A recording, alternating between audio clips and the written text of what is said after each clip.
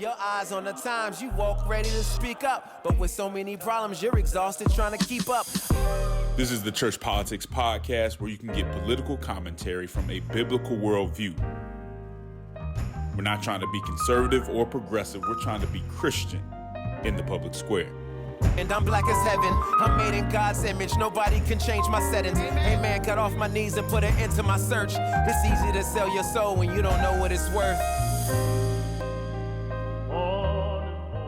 With your no good and camp, you're listening to the And Campaign's Church Politics Podcast with Justin Gibney, a.k.a. Bishop Cooper's grandson, and the Windy City representative, the baddest brother above the Mason-Dixon line, my play cousin, the Right Reverend Christopher Butler. Chris, we are less than 30 days, right under 30 days away from college football, which is always a great and exciting season in the Gibney household. Now, those of you who've been listening to this show for a while know I'll be cheering for the Commodores, and I'll be cheering for the Bulldogs. The Bulldogs of South Carolina State, to be exact. Don't get it messed up.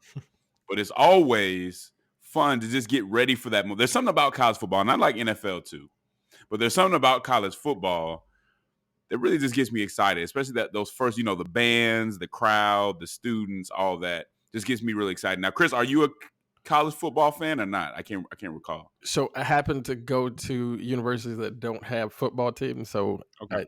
I never got bitten by that bug.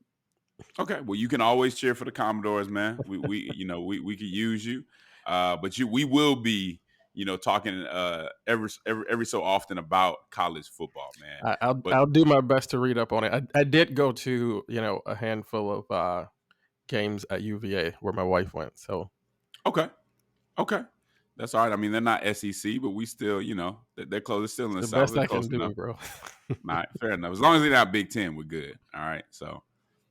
We're good with that, man. But so much is going on. Trump just got indicted. We'll talk a little bit about the newest indictment, the third of three. And so there's just a whole lot to talk about, man. But before we even get into that, Chris, please, everybody go to the And Campaign's website, as I've been saying over and over again, and check out the How I Got Over docuseries, where we talk about the role that the authority of Scripture played in the Black church, in our art, in our social engagement, in the establishment of the church, and so on.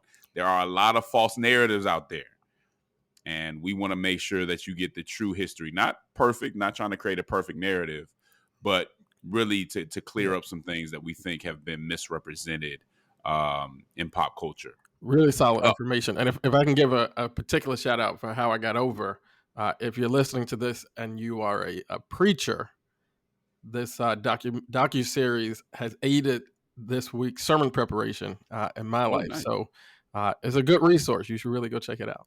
Yeah, there's a word in there. There's a couple words in there. So if you want to learn more about the history, or you just need a word, that is a good place to get one. You can also watch our Whole Life Project video, which I think has been outstanding. You can see that on Instagram. You can see that on YouTube. If you want to get a better narrative, I think a corrective narrative on what this conversation about the sanctity of life is all about.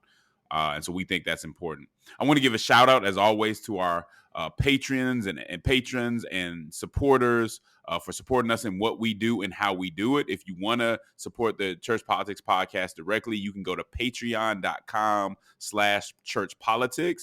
If you do that, not only you're supporting this commentary and supporting the movement, but you also get access to special premium episodes. And Chris, can you tell them what this next episode is going to be about? I think they'll be excited to hear it.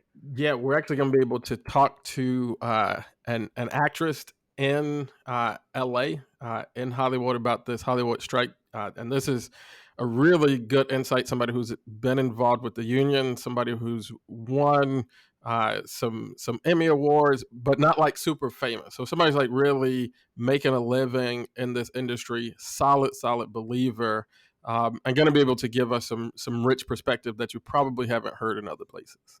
Wait, they're believers in Hollywood? Hey, we're gonna see this, man.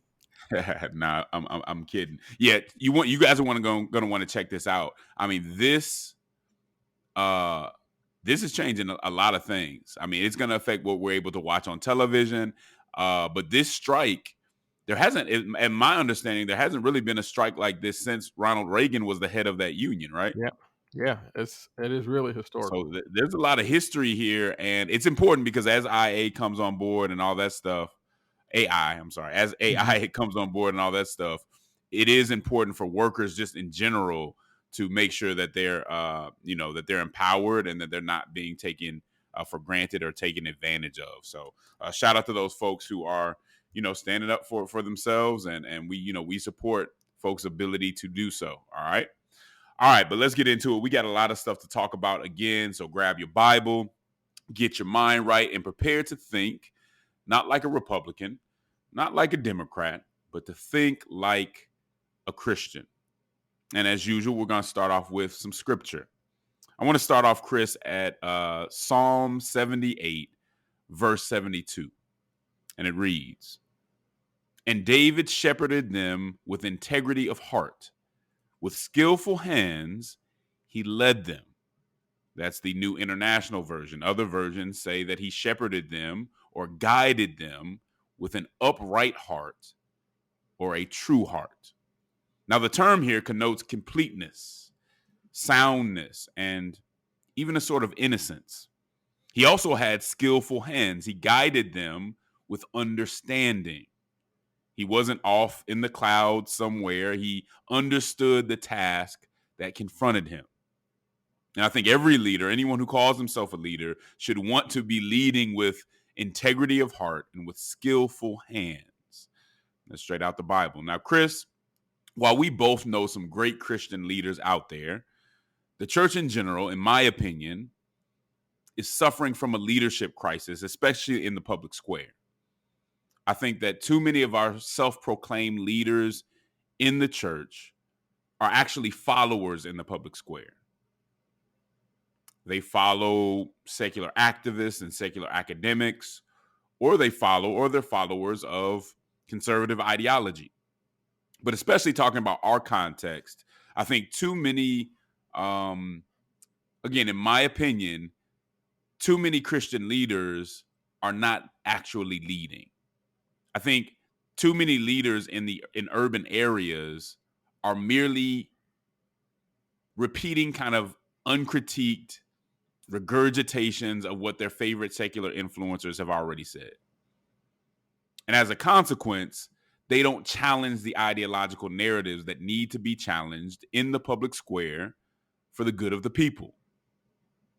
So, for instance, the idea that not prosecuting crime is good for the Black community needs to be challenged. This ties in with the conversation that we had last week about Black on Black crime, or we can use a different term, whatever you want to call it. Is that real? Is it something we should be concerned about? This kind of ties into that conversation. Now, of course, Chris, we want due process. We want an impartial bench. We want an impartial jury. But part of justice, Chris, is penal. It's about protecting those who've been violated by punishing those who are committing crimes. Those who habitually commit crimes against the community aren't pro-social justice.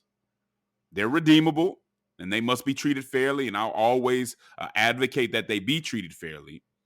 But there's also a social justice component in how we address criminality. Part of setting the captives free is also penalizing those who curtail their freedom by terrorizing them.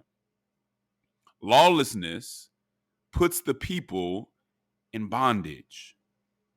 That's why I want to give a shout out, Chris, today to Bishop Bob Jackson of Acts of Faith Full Gospel Church in Oakland, California, and also the Oakland NAACP for standing for the people rather than maintaining false narratives. Last week, Bishop Jackson and the Oakland NAACP released a very forthright letter calling Oakland elected officials to end Oakland's public safety crisis. Okay. And I want to read, I got that letter here with me right here. And I want to read part of this letter, a good part of this letter, just so y'all get a feel for what they're saying. And here's the letter. Oakland residents are sick and tired of our intolerable public safety crisis that overwhelmingly impacts minority communities. Murders, shootings, violent armed robberies, home invasions, car break-ins, sideshows, and highway shootouts have become a pervasive fixture of life in Oakland. We call on all elected officials to unite and declare a state of emergency and bring together massive resources to address our public safety crisis. African Americans are disproportionately hit the hardest by crime in East Oakland and other parts of the city. But residents from all parts of the city report that they do not feel safe. Women are targeted by young mobs and viciously beaten and robbed in downtown and uptown neighborhoods. Asians are assaulted in Chinatown. Street vendors are robbed in Fruitville. News crews have their cameras stolen while reporting the crime. Everyone is in danger. Failed leadership, including the movement to defund the police, our district attorney's unwillingness to charge and prosecute people who murder and commit life-threatening serious injuries, and the proliferation of anti-police rhetoric have created a heyday for Oakland criminals. If there are no consequences for committing crime in Oakland, crime will continue to soar. That seems like common sense, but not for everybody. Mm-hmm. People are moving out of Oakland in droves. Businesses, small and large, struggle and close, tax revenues vanish, and we are creating the notorious doom loop where life in our city continues to spiral downward. As economic pain increases, the conditions that help create crime and criminals are exacerbated by desperate people with no employment opportunities. We are in crisis, and elected officials must declare a state of emergency and bring resources together from the city, the county, and the state to end this crisis. We are 500 police officers short of the number that experts say Oakland needs. Our 911 system does not work. Residents now know that help will not come when danger confronts them. Worse, criminals know it too. Our youth must be given alternatives to the crippling desperation that feeds crime, drugs, and prison. They need quality education, mentorship, and most importantly, real economic opportunities. Oakland should focus on creating skilled industrial and logistic jobs that pay family-sustaining wages. Unfortunately, progressive policies have failed, and failed leadership have chased away or delayed significant blue-collar job development in the city. The Port of Oakland and the former Army base. That must change. Man, that's a heavy letter and very straightforward.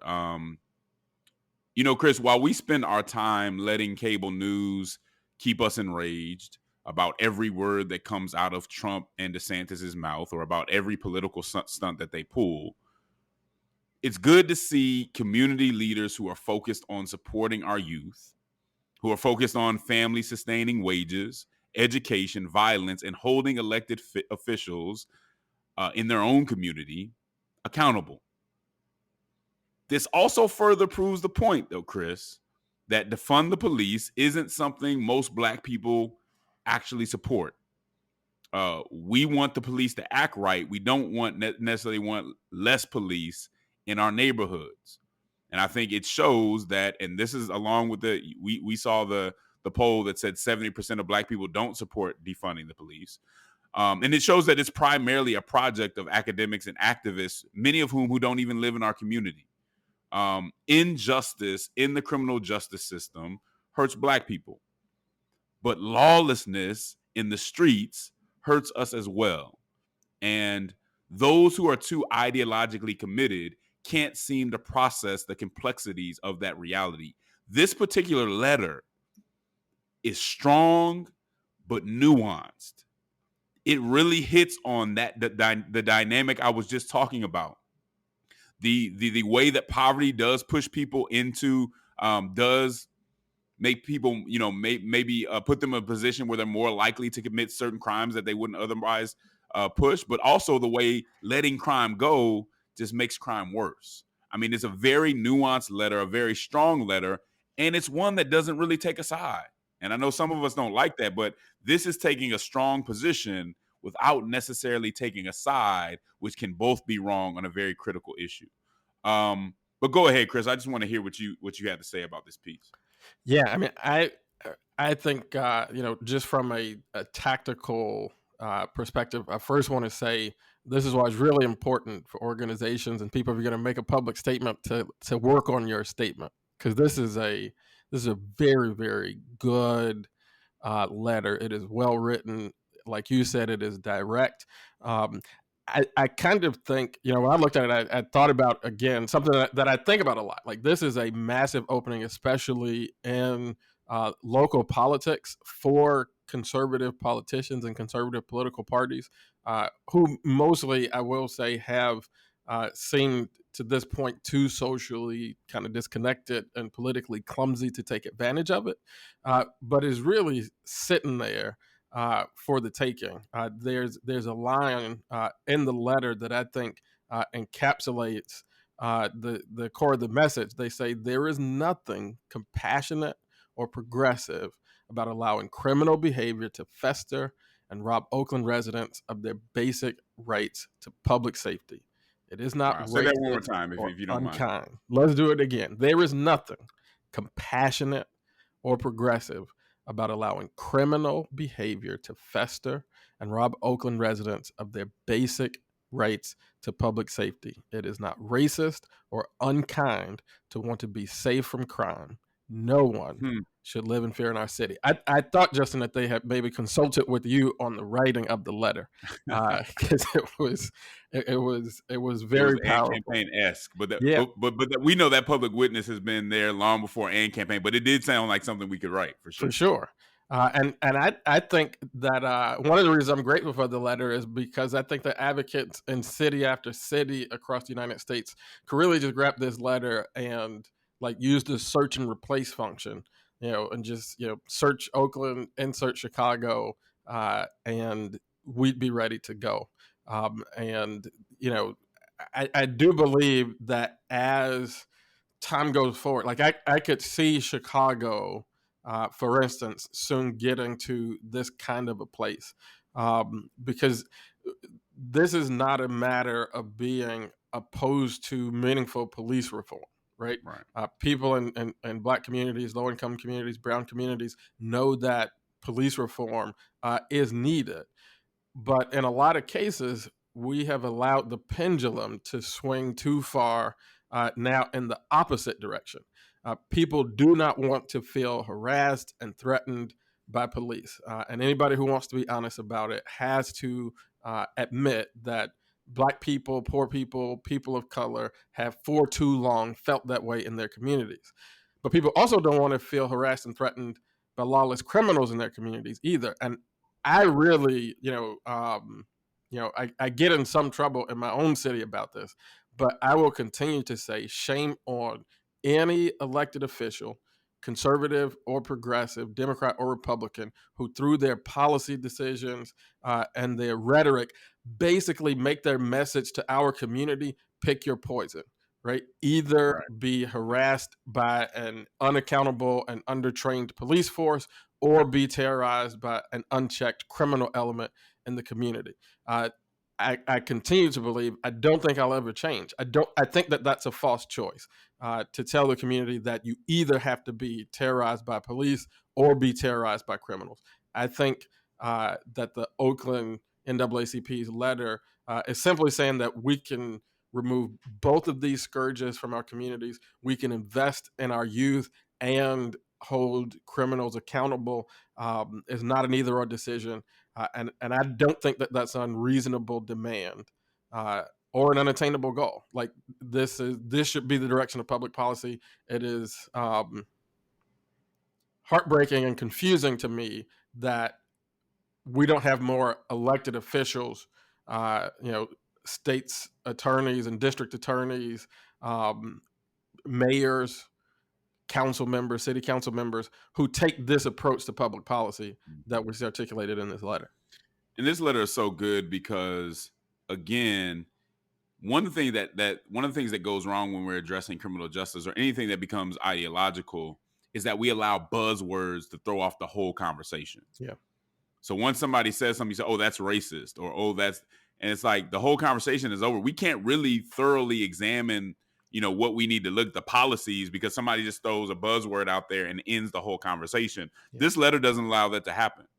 It's not we need to basically saying, let's open this conversation up, and it's not racist. It's not this. It's not that. To say I want to be protected. And it's sad that this, that they have to say that, but I think that's important. Also, I want to get your thoughts on the idea that part of social justice is adequately handling criminality. What are your thoughts on that? Yeah, I mean, I think you read it in the letter, and I love what they say in the letter. There is a right assumed, and I think even in our Constitution, like you start looking at the preamble of the Constitution, this idea of basic public safety, it is a human right. I think it's a right that is at least implied in our national founding documents, and if you refuse to secure that right for people as a government, federal, state, or local, then you are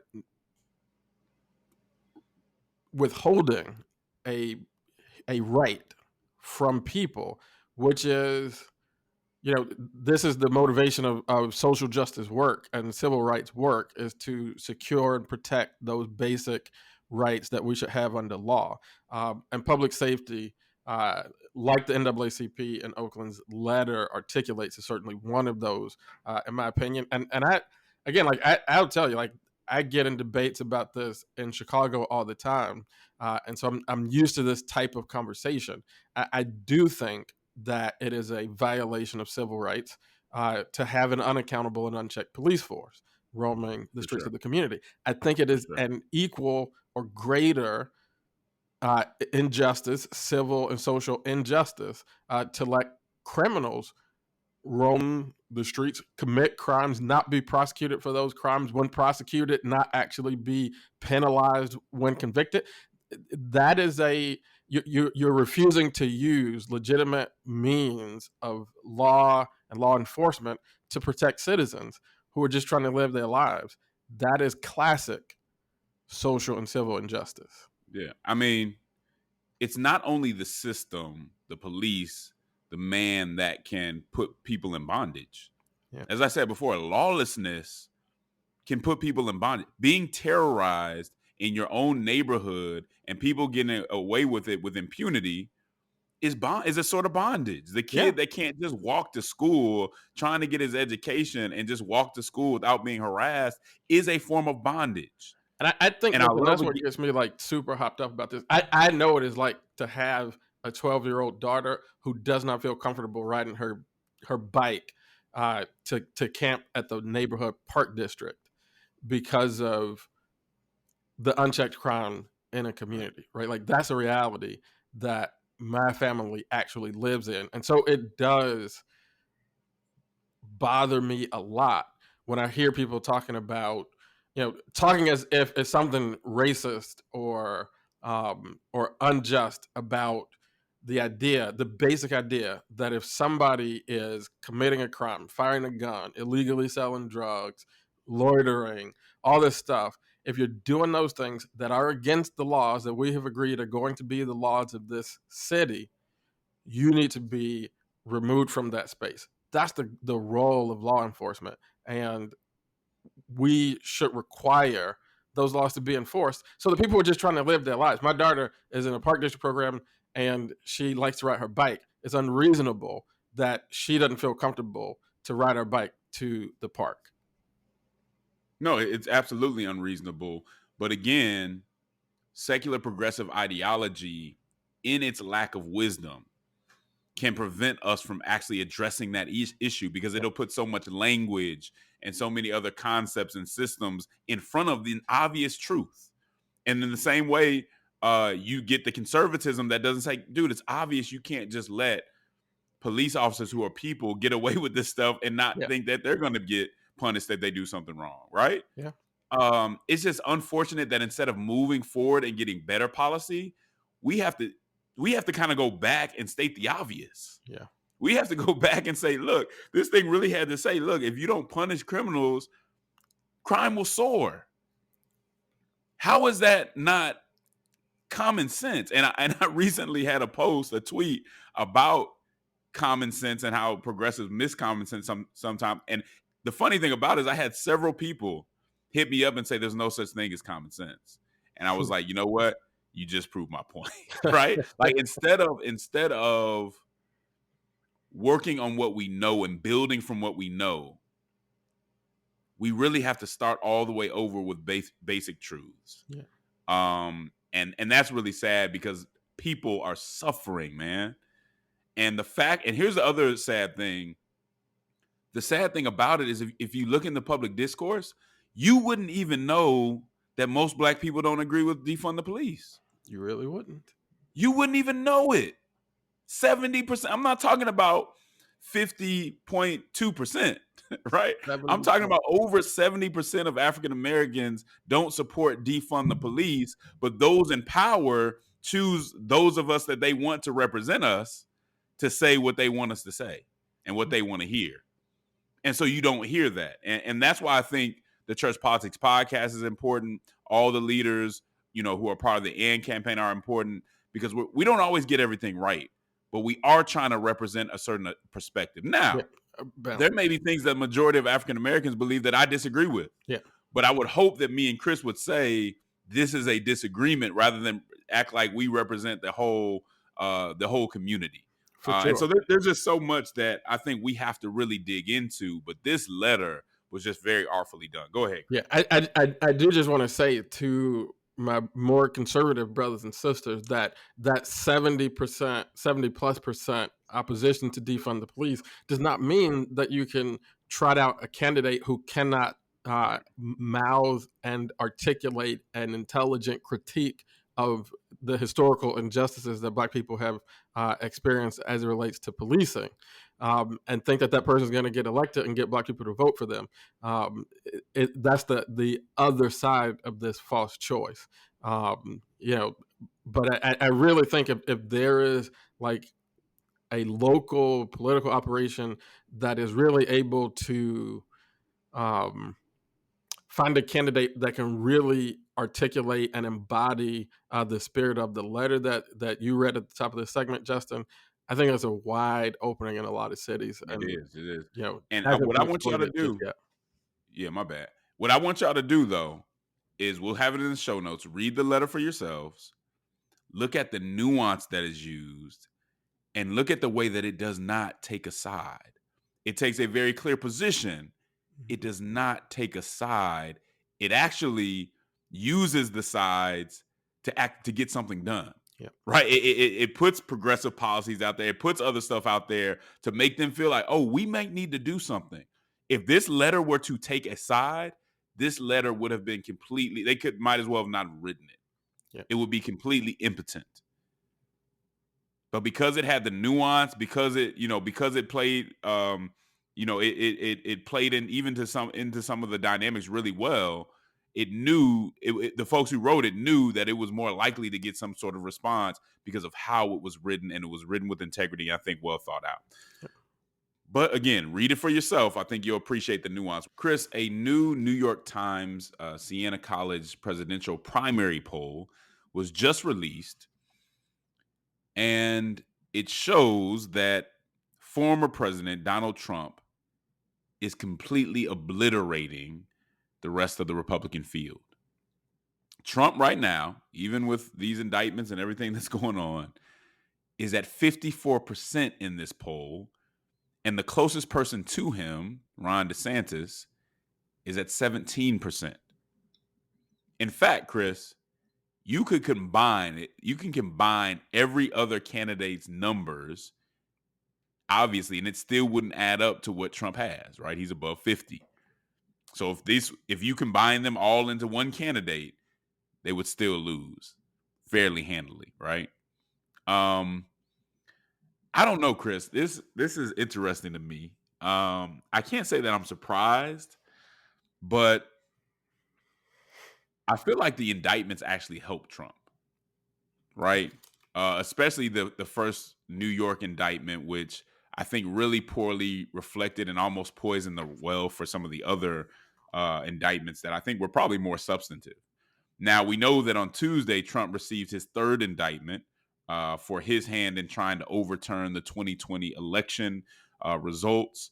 And that indictment comes from the Justice Department special counsel. Here's the other thing that's interesting to me, because 54% is a lot right now. Usually it was like, okay, Trump has his 35% that's going to get him through because he has that base and it's hard for anybody to get over that.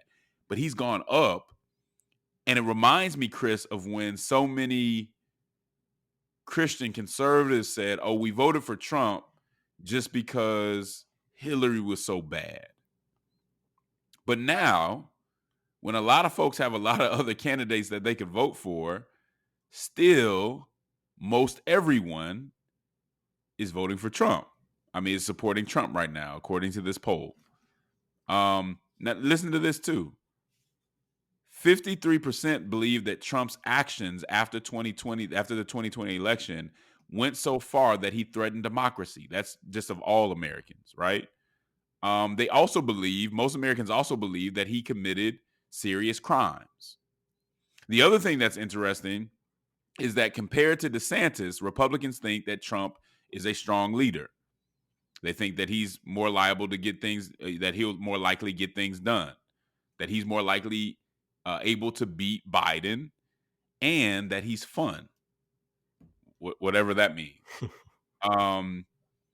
But Republicans do admit that he's less likable and less moral. But even for Christians, I guess less moral doesn't actually matter. So no one really cares about that. And again, after the new indictments, even though they think that his actions went too far and threatened democracy, he's tied with Biden right now. And it's just so interesting to me. And again, I think it comes down to he's the one that they feel like obviously is being attacked by the left the most. And that really pisses the left off the most. Because I'm trying, and part of this is disbelief. So I'm lacking in words right now. But he's shown us, Chris, that he only cares about himself. He doesn't care about democracy. He doesn't care about the Republican Party. But for some reason, there's this deep attachment to him that's only growing. What are your thoughts, Chris? Yeah, I mean, I think, for sure, like one of the things that we don't say enough about Donald Trump is that he is a highly, highly skilled politician and particularly campaigner. Like, he is funny and entertaining. Is why he found so much success in all those domains of life that to me are not quite as consequential as being president of the United States. But those skills, I think a lot of them do transfer. One of the reasons, I think the biggest reason for Trump's dominance in the polls that we see right now is kind of reflected to me in the way that the New York Times reported their own poll, right? Because when I read the poll, I'm like, way to bury the lead. Like, Donald Trump is not the president of the United States, number one. And number two, the job of all those who oppose a candidate for elected office is to present the public with a better option. And when I read this poll, my headline is Joe Biden is in considerable trouble. I read a ton of red flags in this poll. If you look at, because they didn't just poll Republican primary voters, which is what you would think if you just read the New York Times headline, you would think they only polled Republican primary voters. This was a wide and expansive poll. And when you look at the general electorate, you got 65% of the general electorate thinking that the country is on the wrong track. Trump's not the president. Biden is the president. Joe Biden has a 54% disapproval rating, 54% unfavorable rating in the general voting population. Trump's unfavorables are at 55%, 1 point above Biden's statistical tie in terms of unfavorability. And this is in the general electorate, after, so many years of most of the mainstream media, being very much against Donald Trump. Donald Trump is facing, 3 indictments. You're the sitting president, and you got the same favorability as the former president, who is at the time of the poll twice indicted, now 3 times indicted. That's a big alarm. 64% inside the Democratic primary base. Today, 64% say that if the primary were today, they would vote for Biden. And that's the part that most of the media are choosing to celebrate, because last year that number was much lower. But still, when they asked Democratic primary voters if they think that Biden should be the nominee, only 45% think that he should be. 64%, so you got 20% in there basically who are like, he shouldn't be the nominee, but it seems like he's going to be the nominee. So if it were going to have the primary, if my primary were today, I'd vote for him because it's going to be him anyway, but I really don't think he's the right guy. Only 20% say that they are enthusiastic about Biden. 28% say that they are dissatisfied or upset with the idea that Joe Biden is going to be the Democratic Party standard bearer. So if you take all of that context and you look at Trump's dominance, like you already said, he's 54%, winning 54% of the vote. 52% of Republican primary voters say they're not even considering another candidate, right? So this support on the Trump side is really, really solid. And that's compared to a very, very soft support in the Biden camp. And that number, when you look at the overall 43 to 43, so it's a statistical, tie between Trump and Biden. Only I think it's 4% of people who are thinking about a different candidate or undecided. 6% are saying they're not getting in, right? So this is basically going to come down to organization and turnout, right? And when you put that in those contexts, if I'm in Biden world right now, I'm asking myself, is it more likely today that there's a 42-year-old white male Trump voter in Western Pennsylvania who has not yet heard that Donald Trump has been indicted and will probably be indicted again? Or is it more likely that there's a 62-year-old black woman in Philadelphia who hasn't heard that Cornel West is going to be on the ballot?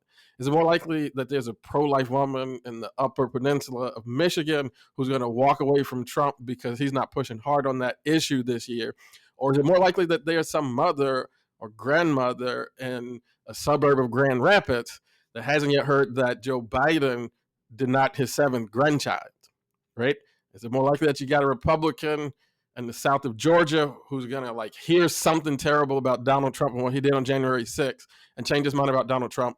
Or is it more likely that there's some super progressive activist in the Atlanta area who's just sick and tired of a Democratic Party who always uses progressive policies to bludgeon Republicans in election season, but then never manages to get those progressive policies into their actual governing agenda, right? This is a massive, massive red flag, the way I read it, for Democrats. And it seems like the decision has been to just look past it, try to make it seem like that there's nothing to see here. And I think acting like your candidate's not in trouble may turn out to be a bad electoral strategy. That's just my view. I don't think that too many people are going to learn something about Donald Trump in the next year that they don't know today. I think it's much more likely that happens in relation to Joe Biden. And in fact, they haven't learned anything good about him since his numbers have gone up, right? You've only heard bad things about him since the numbers have risen, and it didn't do anything to him. So I agree with you from the point of view that Biden is not sitting pretty. I mean, Biden has a lot to worry about. The Democrats aren't sitting pretty. I think what their response may be is what choice do we have? What do we do? Telling the president not to run. Good luck with that. Who are you going to replace him with? One of the reasons that he's there because people felt like he was the most electable, and it seems like they might have been right. What do you do? I mean, I think people are reading 2020 in that way, and I think that's a wrong reading of 2020. 2020 is not an election in my view. And I mean, I've worked on some campaigns, done some statewide stuff. I'm not the world's greatest political, but when I look at the numbers, I see 2020 being a campaign, not that Joe Biden won, but one that Donald Trump lost, right? And that's another big red flag. But you could also say he lost it because he was against the candidate who allowed, you know what I'm saying, who it was possible to lose it to. Right? Does that It make was sense? possible, but I think it came into the realm of possibility, perhaps because of Joe Biden. One, I think Joe Biden positions in 2020 a lot differently than he does in 2024. And, people like me would say to the Democratic Party, who is obviously, making these arguments, one thing you could do is just kind of like trust this thing that we have called democracy, right? Like have debates, Trust let democracy. Come on. let people like consider their options, see where the thing goes. Because you could like run Biden out there and win, but this poll would be saying to me like that is a risky maneuver.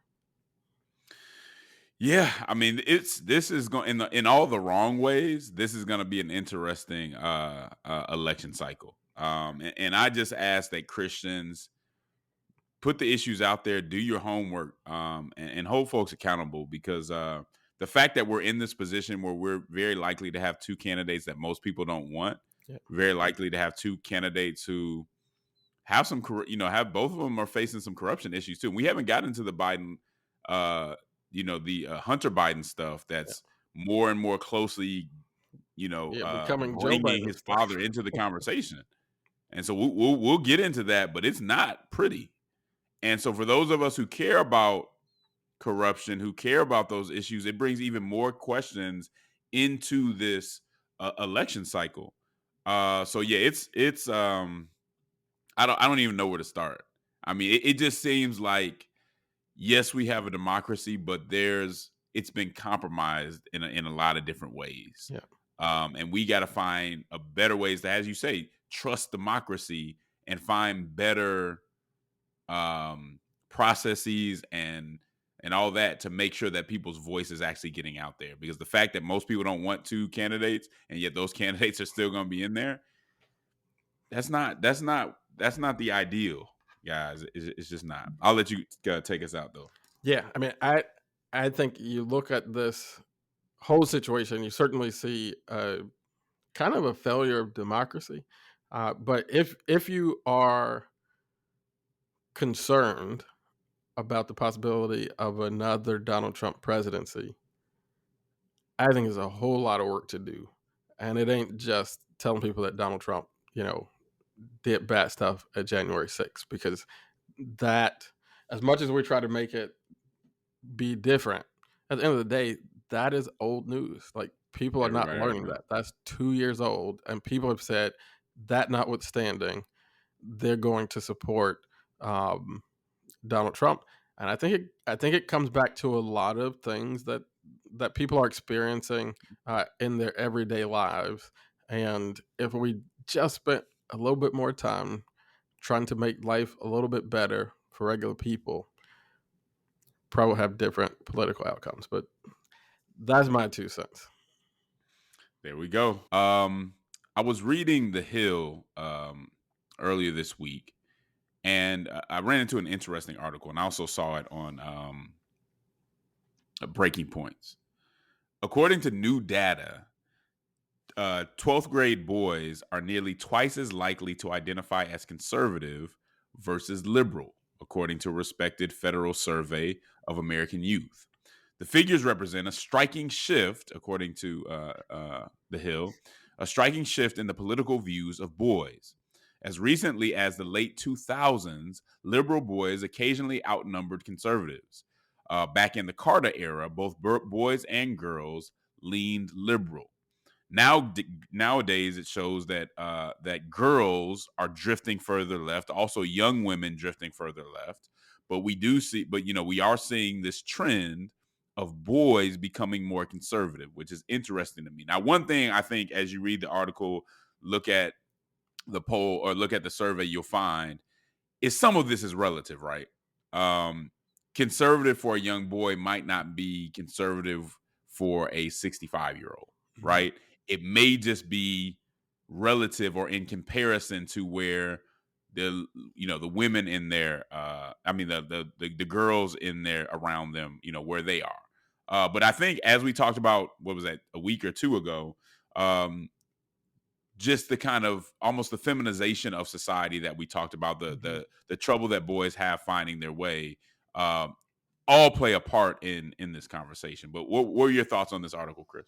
Yeah, I certainly, I think it's really interesting to look at this, and like you said, this is like a self-identify type poll, right? So it's not so much going through issue by issue. It's just really asking, are you more conservative? Are you more liberal?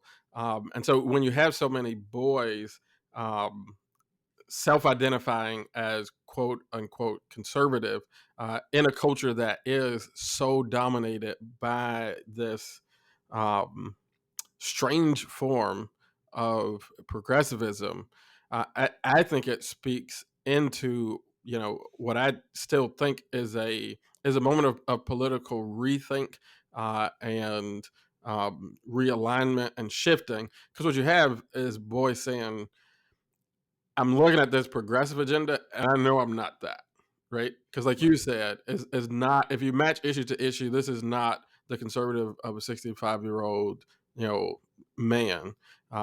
But it is boys looking at what they're seeing around them, what they're hearing in rhetoric, and clearly saying, I am not that.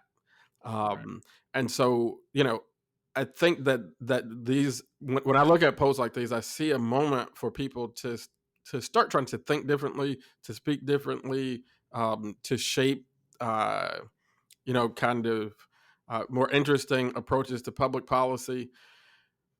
Because I do think there's an opening, almost like we talked about in the first segment. I think there's an opening for something in our politics that really is just not there.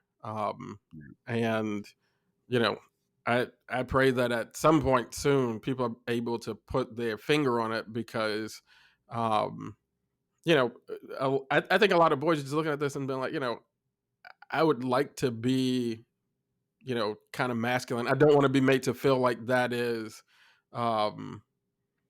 like politically unacceptable in some way, or opposed to the cause of justice and equity, to be masculine. Right. I don't want to embrace that kind of ideology. So that's really the only thing that I kind of see in this particular poll. Yeah, and the interesting thing is there's been a lot of talk when you look at polls about Generation Z that this is the most progressive generation that there is. And so you see a lot of progressives and Democrats going back into the demographics as destiny. Yeah. And I think that's a dangerous place to go. First of all, when you're talking about Generation Z, you got to be careful on taking too much from the stance that really young folks have now when they haven't worked, or they haven't necessarily been through life and some of the struggles. And and we already know that as people get older, they tend to get more quote unquote conservative, right? So there's only so much that we can take from this on either side, right? When you're talking about people who haven't, and that doesn't mean that their opinion doesn't matter, but it does mean that it can change, that it may be likely to change at some point. And so we have to figure that in. But again, you never know. One thing I've learned, and I don't know if you ever heard this from your elders, but they'll just tell you keep living. Oh yeah. Our ability to predict what's going to happen based on those type of forecasts is really bad. It doesn't take into account, the overreach that we're seeing in many cases on the left right now. There's a lot of dynamics there, and I'm not one who wants all young people to be conservative, but I certainly want them to question some of the things that they're seeing on the left and the right. I want them to be, to be critical of what they're being fed in school, what they're being fed in pop culture. That's what I want. Yeah. Right. And there's an opportunity, because you can almost feel sometimes like, man, I don't know what to do. The control of pop culture, the control of academia, how do you fight against that? But you never know. And you never know when you're planting seeds, and maybe a book you write or somebody will go back years later and it'll spark something. You got to keep pushing for people to be critical, for people to be more thoughtful. And you never know where this thing is going, because it's been predicted many times, and many, many people, probably most people, have been wrong on exactly where it's going. It doesn't mean we can't make projections or that they're in bad faith. It just means sometimes they're just worth a grain of salt, if that. Go ahead, Chris. Yeah, I think that this is we're living through a moment where a lot of people's I guess kind of innate social and political aspirations don't fit easily into really either of the dominant narratives that we have, and it's a moment that begs for um, new visionary leadership, and so that's sort of what I pray is forthcoming. Likewise, I mean, we need it. Again, guys, well, that'll end for today. But again, I want to remind you that if you want some of these premium episodes, that you can go to patreon.com/church politics podcast. Also, if you write us a note there and ask a question, we might even answer your question on that premium account. So check that out. We need your help. There's a lot of content that we're putting out, and we need your help to continue to do it. So thank you for joining us. As always, you know what it is, folks. There's a cross that neither political conservatism nor progressivism is fit to bear. There's a civic hearing in need of faithful witnesses who love social justice and won't surrender the truth to be loved by the world. Politic with the boldness and compassion of Jesus Christ. Until next time, Ann Kemp. Well, I'll let you.